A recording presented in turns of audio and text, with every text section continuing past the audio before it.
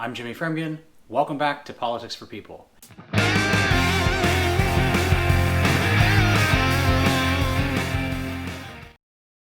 This week we're talking about political apathy, otherwise known as I don't care enough about what the government's doing to go vote, or the government doesn't affect me, or I'll never make a difference, or my vote doesn't matter because there's thousands of them, or any other version of that. In 1960, some political scientists asked folks and said, do you feel like you have access to your government? And 25% said no. That study was done again in 2000, and in that year, 56% said that they felt shut out. In 2020, said...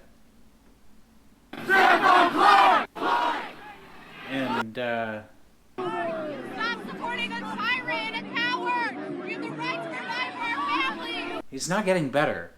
I don't have numbers for 2020, but you don't do that if you feel like you're a participant in your government.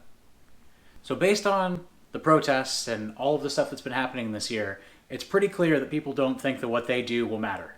Think of our government as a car that needs maintenance. You know that your car needs its oil changed every 3,000 to 5,000 miles because somebody in your life beat it into your head that if you didn't replace your oil and it went for too long, you were going to end up with a smoking pile of garbage on the side of the road after your engine exploded when the oil failed because it hadn't been changed in 30,000 miles. But you avoid it because you know better. You know that if you change the oil, and it's easy to change the oil in a car, or at the very least it's easy to go somewhere and pay someone to change the oil in your car, so you get it done so that you can have a car that continues to work and get you to work every day, or school, or pick up your kid, or whatever it is you need a car for. Our government is like that too. It needs maintenance. And if you're not out there putting the oil in, you're assuming that the guy that is doing it is putting the right kind in. And guess what? He just put jet ski oil into your car. So, to keep people from screwing with our government, we got to figure out how it works. We got to know what kind of oil goes in, and we got to know how often. The good news is, most of the hard work has been done for us already. We have a republic in this country, which means that we don't directly influence the way the law is written and executed. We elect the people that are going to do it. I don't have to decide how I feel about water policy in the lower San Joaquin Valley because somebody I voted for, hopefully, is working in a job to appoint the people that are making those decisions, and they know more about water policy in the lower San Joaquin Valley than I do. Hopefully. It's like having a TV and not really understanding how the TV works or how the cable gets to you or your streaming service gets to you, but you know that when the TV stops working, it gets fuzzy, the sound goes out, or it starts spewing racist crap like Steve King from Iowa. You get a new TV. Or in this case, you vote him out. It's not a car, it's not an oil change, it's your daily life, and I'll prove it to you in less than 2 minutes.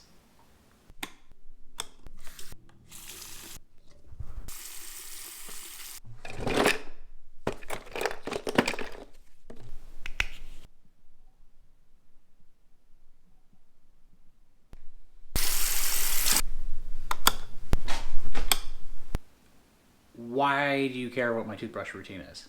You don't, but yours probably looks a lot like it. When you walk in, you hit that light switch. Who brings your electricity?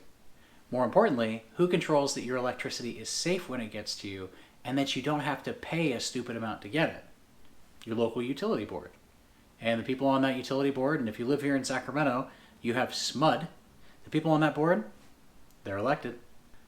So then you go to your sink, turn on your water. Water comes out.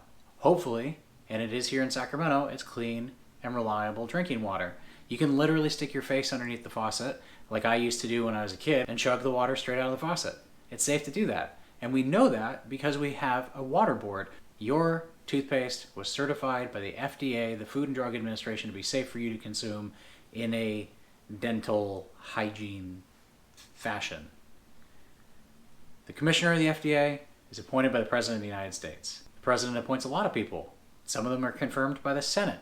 Those guys also elected. The laws that the FDA has to follow to determine whether your toothpaste is safe or not, introduced by members of the House of Representatives and or the Senate, also elected every 2 or 6 years. You brush in a circle because your dentist tells you to. Who the hell is your dentist to tell you what to do? Who told him all these things that make him so smart and prevent your teeth from falling out of your face? Dental school, hopefully. You get to go to bed knowing that your government is protecting you, ish. And you hit the light switch. And like I said, if you're here in Sacramento, you have SMUD. Lots of other people elsewhere in the country, and especially here in California, have utility companies who don't care about them. And they'll do things like hoard profits instead of upgrade their aging infrastructure, leading to power poles that fall down and spark and create rushing wildfires that leap into suburbs and burn down the entire neighborhood you grew up in and all of the homes of your friends. Still pissed, PG&E. The point is, whether you're voting for your SMUD board, your utility board, the governor, your elected officials on any level, voting matters. Because if you don't vote and somebody goes in there that's really, really bad at their job, it's going to affect you no matter what. Hey, thanks for watching Politics for People. As you've learned from every YouTube video you've ever seen, I'm going to ask you to do a handful of things right now that cost you absolutely nothing and is going to help me a lot. Subscribe down below, click the like button, and hit that little bell there to get a notification every time I post a new video. Free love. Free love. I can't take it anywhere, but it makes quarantine a lot less lonely.